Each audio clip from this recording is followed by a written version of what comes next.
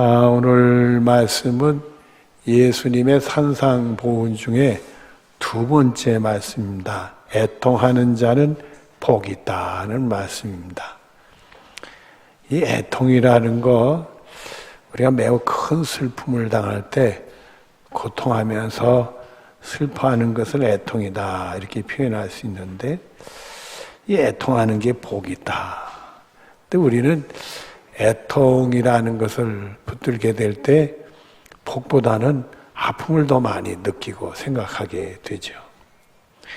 세상에는 많은 애통들이 있지만 그 중에 가장 큰 애통이 무엇일까? 그거는 사랑하는 이의 죽음이 가장 큰 애통이다. 그렇게 얘기들을 합니다. 창세기 23장 2절에 보면 사라가 가나안 땅 헤브론 곧 기리앗 브라에서 죽음에 아브라함이 들어가서 그를 위하여 슬퍼하며 애통하다가, 그러니까 아브라함이 사라는 아내 사라가 죽으니까 많이 슬퍼하며 애통했다는 기록입니다. 여러분들, 우리가 이 사라라는 여인에 대해서 베드로전서 3장 6절에 보면은 이 아브라함을 남편으로 보지 않고 주라 이렇게 칭했다. 주님으로 봤다. 자기 주인으로 봤다. 그렇게 얘기하고 순종을 했다. 그런 내용이 나타납니다. 참 이 사라라는 여인은 남편에 대해서 이 주님이라는 생각을 갖고 본인은 순종을 했다. 이 사라는 말입니다. 갈 바를 알지 못하면서도 남편 아브라함이 가자 하니까 아무 말 안 하고 순종을 했어요. 어디를 가냐, 가서 우리 또 어떻게 살 거냐, 이런 걸 따져 묻거나 그런 적이 없어요. 심지어 애굽에 내려갈 때 자기 아내 사라를 누이라고 해라. 그것도 사람들이 자기 목숨을 빼앗을까 봐 두려워서 아내를 그래서 다른 남자한테 빼앗길 뻔했잖아요. 그것도 하나님이 지켜주시니까 그랬지 본인은 빼앗겼죠. 그래도 이 사라는 아무 불평을 안 했어요. 세상에 남편 된 자가 자기 목숨이 아깝다고 부인을 그렇게 팽개치는 남자가 어디 있겠어요. 다른 걸 몰라도 이 아브라함을 그때는 칭찬할 게 하나도 없는 남자예요. 또 모리아산에서 이삭을 그 이삭을 어떻게 얻은 겁니까, 여러분들?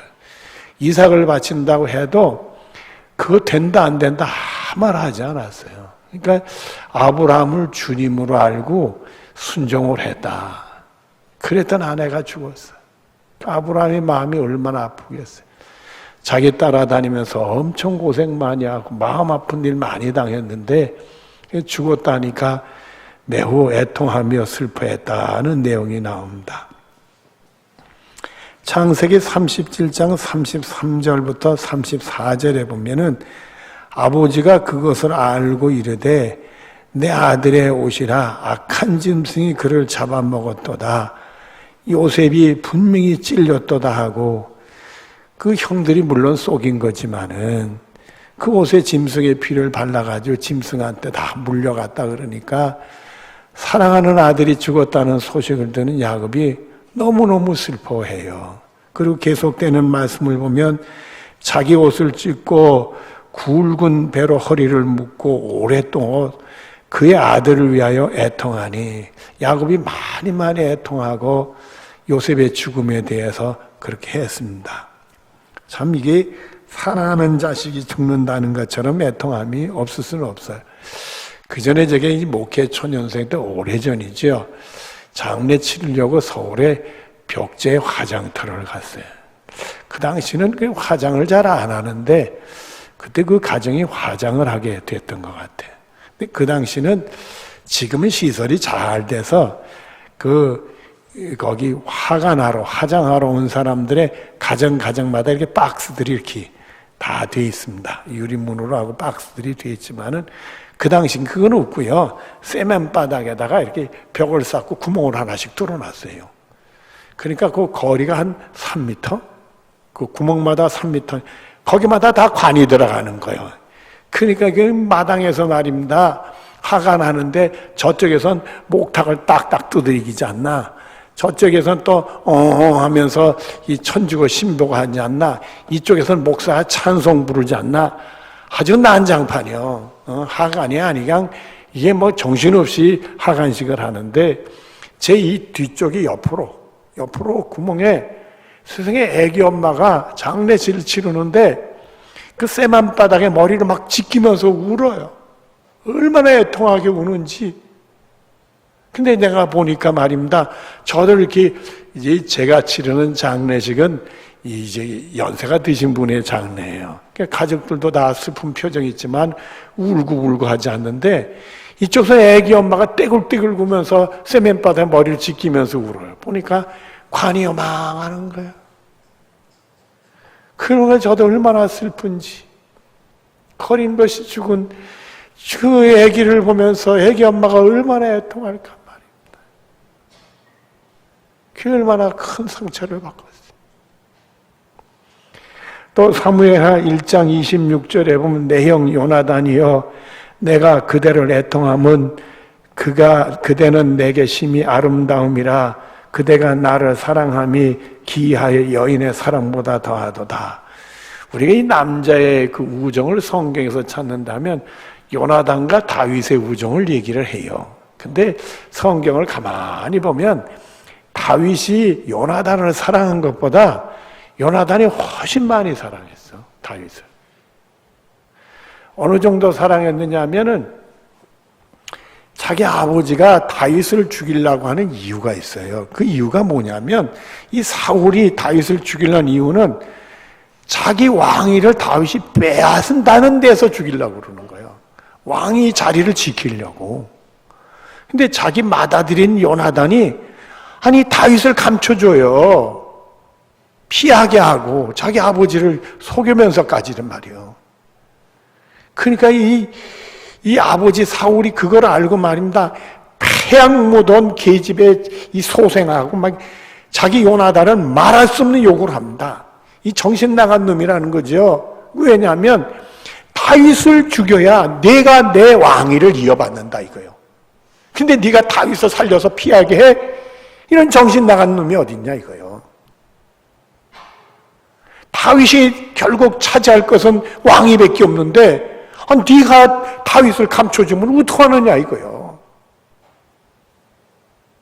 그 정도로 자기 왕위 자리도 포기할 정도로 다윗을 사랑해요. 왜냐하면 다윗이 하는 일이 정말 하나님의 은혜 중에서 하나님 뜻대로 하려고 하고 하나님의 영광 돌리려고 하는 걸 그걸 보고는 감동을 받은 거예요.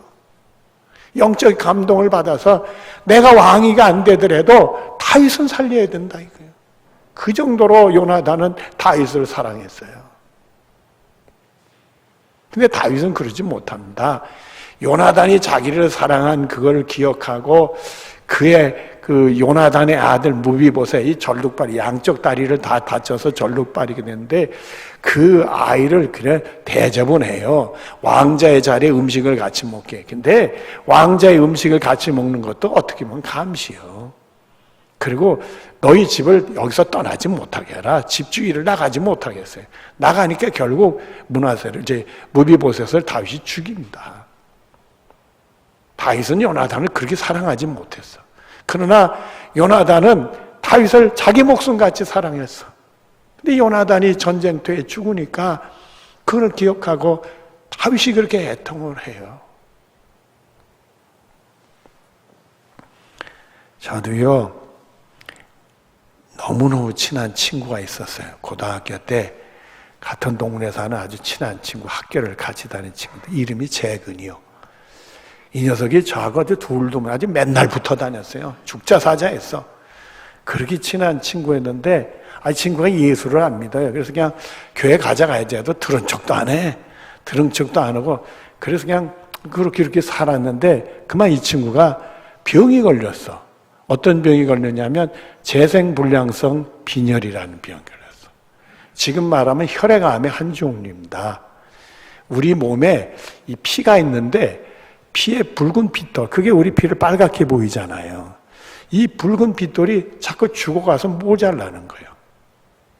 척추에서 피를 생산하는데 하루에 죽는 게 50개가 죽는다면 여기서 생산하니까 50개 이상 생산을 해야 젊은 사람들은 헌혈도 하고 그러는 거죠. 헌혈하면 더 많이 생산해주고 그래요. 그런데 50개가 죽는데 이 척추에서 10개, 20개 생산을 안 하는 거예요. 근데 생명 연장을 위해서 수혈을 하면 더 생산력이 떨어져요. 그러니까 수혈하는 것도 이게 마음대로 되는 게 아니에요. 수혈을 자꾸 하면 빨리 죽이는 거니까.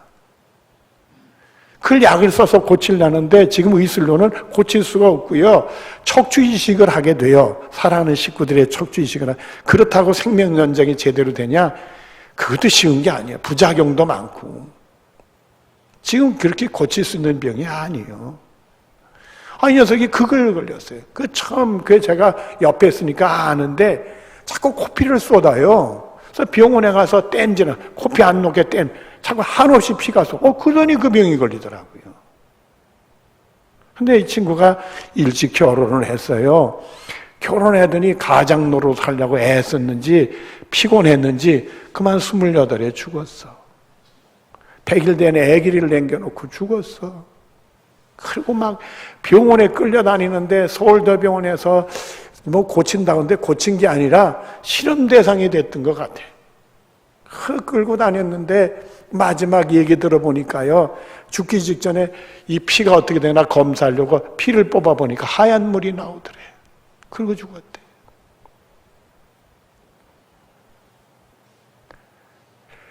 그 아이가 죽었다는 소식을 제가 늦게 듣고 서울대병원에 제가 쫓아갔어요. 쫓아갔는데 벌써 발인이 됐대.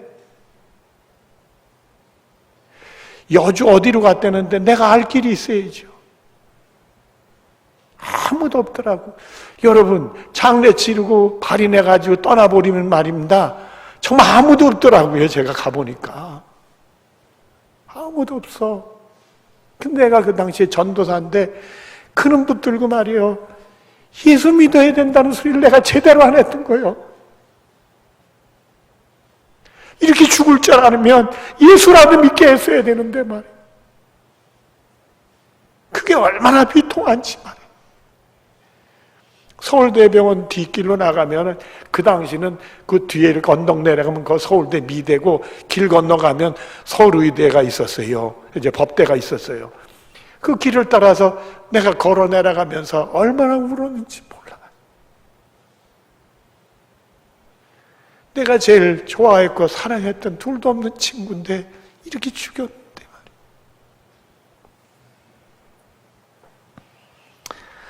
그런데 오늘 말씀에는요, 애통하는 자가 복이 있다 이렇게 말씀. 도대체 무슨 복이 있길래?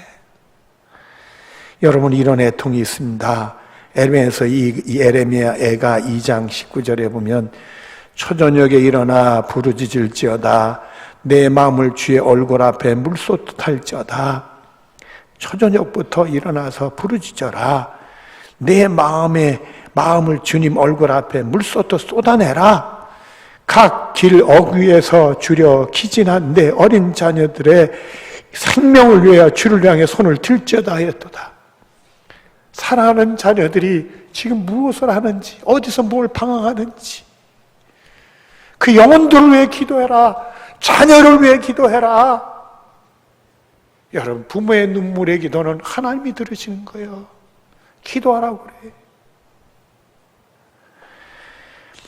또 사도행전 2장 37절 뒤로 38절에 보면은 형제들아 우리가 어찌할꼬 하거늘 베드로가 이르되 너희가 회개하여 각각 예수 그리스도의 이름으로 세례를 받고 죄 사함을 받으라. 그리하면 성령의 선물을 받으리라.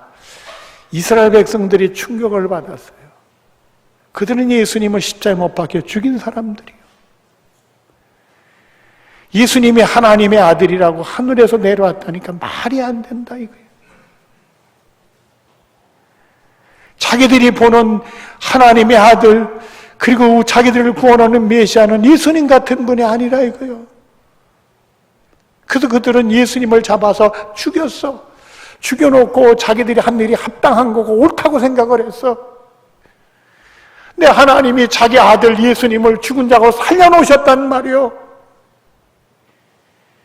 자기들 눈으로 똑똑히 본 예수, 그 비참하게 죽은 예수가 다시 살아났단 말이요. 그때 자신들의 눈을 여는 순간에 예수님이 하나님의 아들이라는 게 보여지니까 말이에요. 이걸 어떻게 하면 좋으냐 이거예요. 하나님의 아들을 죽여놨으니 이를 어떻게 하면 좋으냐 이거예요. 그때 베드로가 얘기합니다. 회개하여 예수 그리스도의 이름으로 세례를 받고 제산 받으라. 성령을 선물을 받게 된다. 그때 회개한 자들이 3,000명, 5,000명 계속 회개한 이들이 나왔다. 그렇게 얘기를 해요. 특이한 사건이 있습니다. 요나서 3장 4절 뒤로 5절에 보면 니느웨가 무너지리라 하였더니 요나의 메시지입니다. 하나님의 심판에 대한 메시지요. 이 악한 니느웨는 하나님의 심판을 받아서 무너지게 될 거다. 이런 메시지를 전했더니 니느웨 사람들이 하나님 믿고 그 음식을 선포하고 높고 낮은 자를 막론하고 굵은 베옷을 입은지라. 이거는 회개하는 애통의 모습을 보여준 거예요. 여러분들 이거 참 특이한 일이요. 니느웨 사람들은 불신자예요. 불신자들이 요나의 심판의 메시지를 듣고는 애통하는 회개의 모습을 보였다 이거예요. 그래서 니느웨에게 구원을 받게 돼요. 이게 웬일이냐?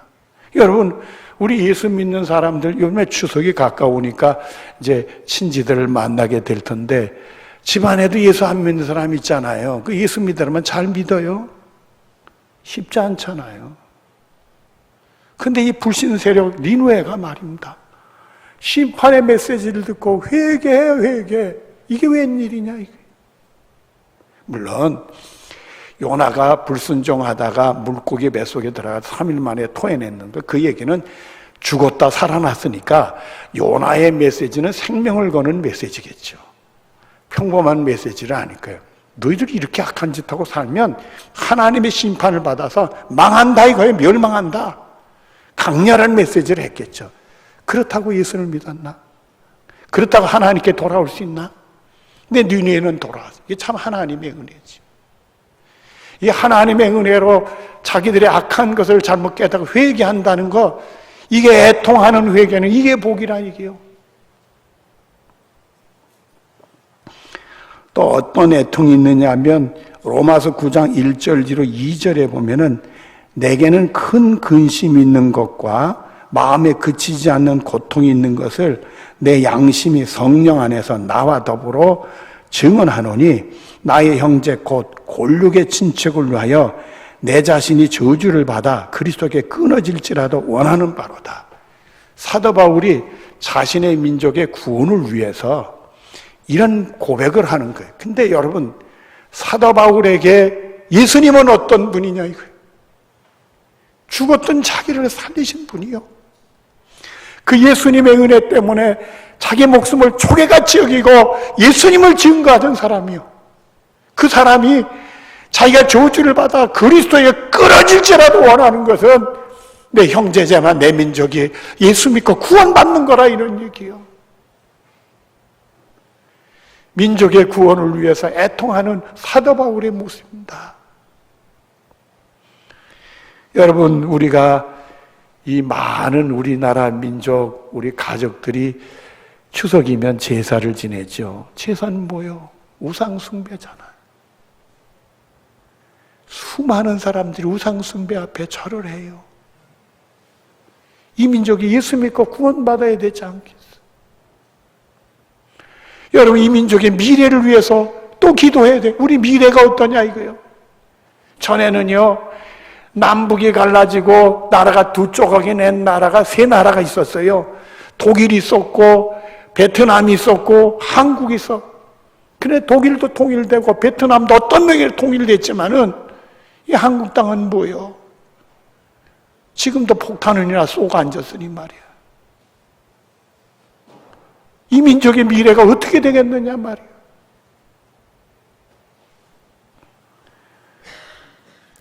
우리나라 민족을 위해서 기도해야 될 줄로 믿습니다. 애통하는 기도를 올려드려야 될 줄로 알아요. 또 고린도후서 2장 4절에 보면 내 마음에 큰 눌림과 걱정이 있어 많은 눈물로 너에게 썼노라. 이는 너희로 근심하게 하려 한 것이 아니요 오직 내가 너희를 향하여 넘치는 사랑이 있음을 너희를 알게 하려 함이라. 이 사도 바울이 고린도 교회를 향해서 너무 걱정이 되고 눈물로 사랑하는 마음으로 눈물의 기도를 올려드리고 있다 그랬어요. 교회를 위해서. 그 이유는 딱 하나예요. 고린도 교회가 맨날 싸워서 그래요. 여러분, 한국 교회는 왜 이렇게 맨날 싸워? 왜 싸워? 답은 하나요. 아직 미성숙해서 그래요. 예수 믿고 주님을 위해 살지 않고 자기를 위해 살다 보니까 싸움박질하고 있네. 하나님의 영광을 위해 살지 아니하고 자기 욕심들을 위해 살다 보니까 욕심이 부딪히니까 싸움박질하는 거예요. 그래서 한국 교회가 오히려 사회의 지탄을 받는 교회가 되고 있잖아. 이 코로나도요, 한국 교회는 지대한 영향을 줘요. 우리 교회는 그래도 다행이요. 그래도 이렇게 코로나라도 한 50%는 교회 나와서 주일날 예배 드려요. 주일 저녁도 예배 드리고 수요일 날도 예배 드려요. 근데 도시권에는요, 주일 저녁, 오후 예배, 수요 다 없어졌어. 주일 날도 예배 못 드려요. 목사님들이 걱정해. 코로나가 끝나도 몇 프로 교회 나오겠는가 말이에요. 대전도 웬만한 교회는요, 예배를 드린다도 20%밖에 안 나온대. 이거 어쩌면 좋으냐, 이게. 교회를 위해서 우리가 기도해야 되지 않느냐. 그런데 오늘 본문은 애통하는 자는 복이 나니 그들이 위로를 받을 것이며, 애통하는 자는 복이 난 뭘 받는다고요? 위로를 받는다. 누구의 위로를 받겠어요? 하나님의 위로를 받는다. 데살로니가서 2장 16절대로 17절 앞에 보면 영원한 위로와 좋은 소망을 은혜로 주신 하나님 우리 아버지께서 너희 마음을 위로하시고, 여러분, 하나님의 위로는 영원한 위로인데 우리를 위로해 주신대. 하나님은 우리의 위로자이신 줄로 믿으시기를 바랍니다. 출애굽기 15장 26절 뒤를 보면 나는 너희를 치료하는 여호와임이라.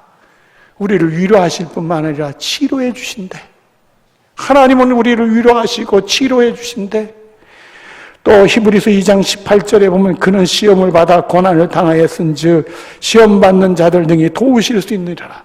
우리 예수님은 고난 받은 거는 우리를 도와주시려고 그런데, 하나님은 우리 위로하시고 치료하시고 우리 예수님 우리를 도와주신대요. 로마서 8장 2절에 그리스도 예수 안에는 생명의 성령의 법이 죄 사망의 법에 너를 해방했습니다. 정말 내 죄를 애통하는 자들에게는 죄의 사망의 법에서 해방시켜 주신다. 뿐만 아니라 요엘서 2장 13절에 보면은 너희는 옷을 찢지 말고 마음을 찢고 너희 하나님께로 돌아올지어다. 그는 은혜로우시며 자비로우시며 노하기를 더디하시며 인애가 크시사 뜻을 돌이켜 재앙을 내리지 아니하리라. 죄 때문에 재앙을 내리려고 했다가 회개의 통함이 있으면 재앙도 안 내리신대요. 누가복음 7장 13절 14절에 보면 주께서 과부를 보시고 불쌍히 여기사 울지 말라 하시고, 나인성 과부요, 사랑하는 아이가 죽었어요. 그걸 장례 치르고 있는 거요. 그러니까 이 나인성 과부가 애통하는 거예요. 그러니까 예수님이 그 여인을 불쌍히 여겨서 울지 말라, 울지 말라. 그리고 계속되는 말씀을 보면 가까이 가서 그 관에 손을 대시니 맨 자들이 서는지라 예수께서 일어나 이르시되 청년아 내가 내게 말하노니 일어나라 하시매 관에 손을 대시고, 사랑하는 아들 이 청년아 내가 너에게 말하노니 일어나라. 죽은 자까지도 살려주셨어. 애통하는 나인성 과부의 그 슬픔을 우리 예수님께서 위로하시고 치료하시고 죽은 자도 살리셨어요. 로마서 11장 25절 뒤로 26절에 보면 이방인의 충만한 수가 들어오기까지 이스라엘의 덜은 우둔하게 된 것이라 그리하여 이스라엘의 구원을 받으리라. 사도 바울이 자기 민족을 위해서 예수님께 끊어질지라도, 저주를 받아 예수님께 끊어질지라도 내 민족이 예수 믿고 구원받을 내가 원하는 거다. 그 애통의 눈물의 기도를 했더니 주님이 응답 주신 거야. 얘야, 이방인들도 예수 믿고 구원받아야 되지 않겠냐? 그들이 충만한 수가 들어오게 된다. 그리고 내 백성 이스라엘도 돌아와서 구원받게 될 거다. 민족을 위해 애통의 눈물을 흘린 사도 바울의 주님이 기도응답을 주신 거예요. 그래서 우리들은 예수님 오시기 전에 이스라엘 백성들도 회개하고 예수 믿고 구원받는 일이 생기게 될 거다. 그러니까 여러분들 이스라엘 백성들이 막 예수 믿는다 소식 나면 예수님이 곧 오신다. 여러분이 그렇게 생각하면 틀림이 없습니다. 시편 107편 4절 뒤로 7절에 광야 사막길에서 방황하며 거주할 성읍을 찾지 못하고 줄이고 목이 말라 그들의 영혼이 그들 안에서 피곤하였도다. 이에 그들이 근심 중에 여호와께 부르짖음에 그들의 고통에서 건지시고 또한 바른 길로 인도하사 거주할 성읍에 이르게 하셨도다. 할렐루야. 아멘. 광야 사막길에서 방황하고 거주할 성을 찾지 못해 줄이고 목말라 피곤해 지친 영혼들이 하나님께 부르짖었더니 그 고통에서 건지시고 바른 길로 인도해서 거주할 성읍에 이르게 하셨다. 이렇게 말씀을 주십니다. 이제 말씀을 정리하도록 하겠습니다. 요한복음 16장 20절 21절에 보면 내가 진실로 진실로 너에게 이르노니 너희는 곡하고 애통하겠으나 세상은 기뻐하리라.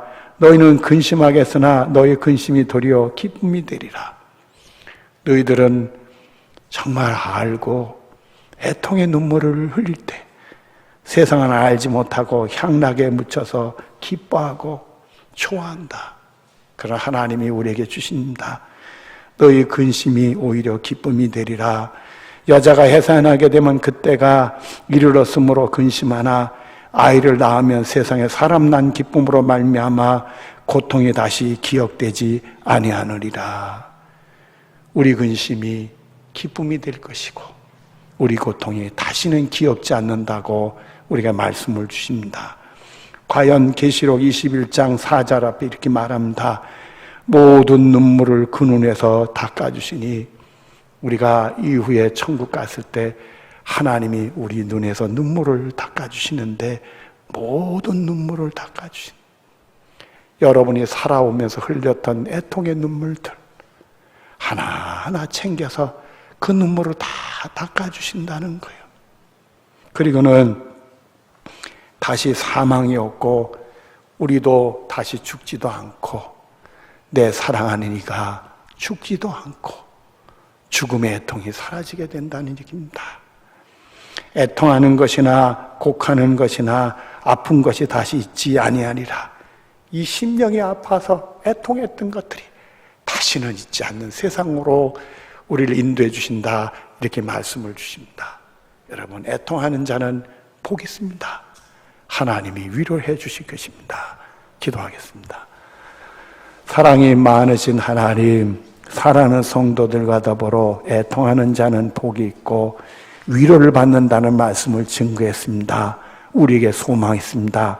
하나님의 위로가 있고 치료가 있고 예수님이 고난 중에 우리를 도우실 줄로 믿습니다. 이 믿음을 가지고 우리가 소망을 가지고 일어나게 하시고 애통이 복이 되는 역사를 경험할 수 있도록 역사하여 주시옵소서.